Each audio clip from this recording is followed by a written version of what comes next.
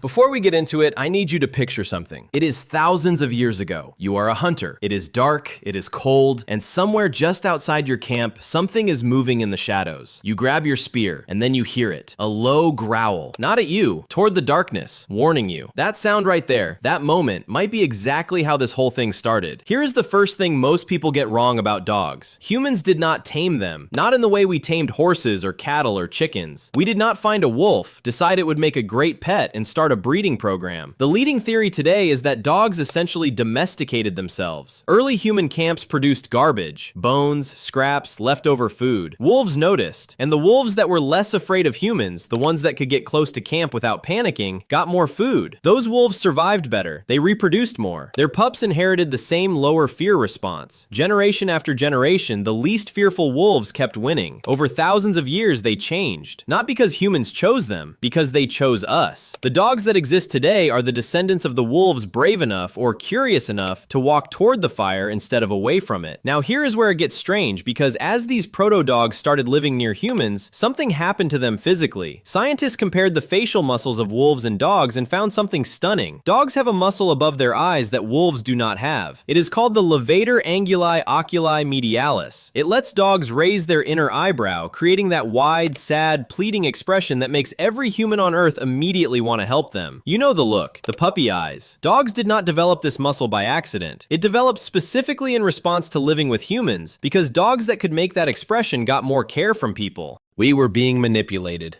and we loved every second of it.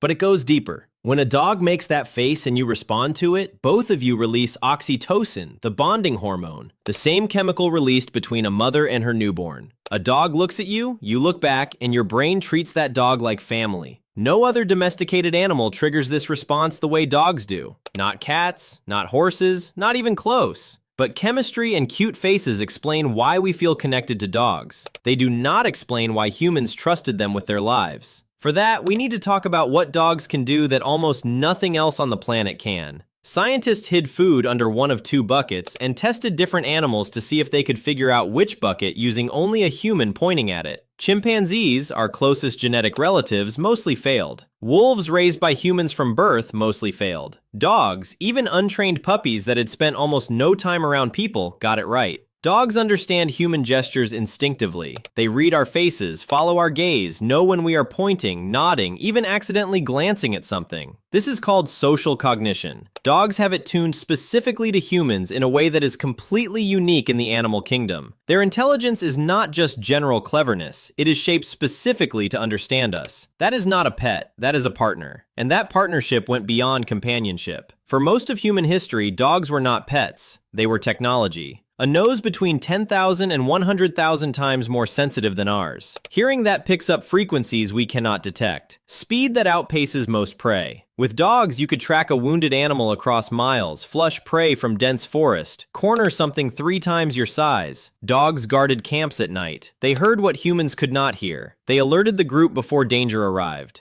But here is the part that most accounts of the human-dog relationship skip entirely. Dogs did not just change how humans hunted or how humans slept at night. They changed how humans thought about trust itself. And the evidence for this is written into the way ancient humans buried their dead. In 2011, archaeologists analyzing a burial at Bonn Oberkassel in Germany found 2 humans and a dog interred together thousands of years ago. The dog had suffered canine distemper virus as a puppy, a disease requiring weeks of intensive care to survive. Someone had nursed this animal through illness, kept it hydrated, kept it warm for weeks, knowing it might not make it. The dog survived, and when its humans died, it was buried alongside them with the same care and ceremony as the human remains. This was not a tool placed in a grave, this was a family member. And Bonn Oberkassel is not an outlier. Burial sites across every inhabited continent show dogs interred with humans. In Israel, a burial shows an elderly human with one hand resting on a puppy. In Siberia, dogs received individual graves with the same rituals as human burials. A 2018 study in the Journal of Archaeological Science reviewed over 140 ancient dog burials worldwide and found that in the majority of cases, the dogs showed evidence of having been cared for through injury or illness before death. This matters because it tells us something about the nature of the bond that goes beyond oxytocin and utility. Ancient humans did not just use dogs, they grieved for them. They made space for them in the rituals reserved for the most important transitions of human life. Death and burial are the moments when a culture reveals what it truly values. And across thousands of years, across every continent, humans looked at dogs and said, "You belong with us. Not outside the camp, not in a separate category, with us." There is one more piece. Dogs do something wolves almost never do: eye contact. Wolves avoid direct eye contact with humans. It reads as a threat.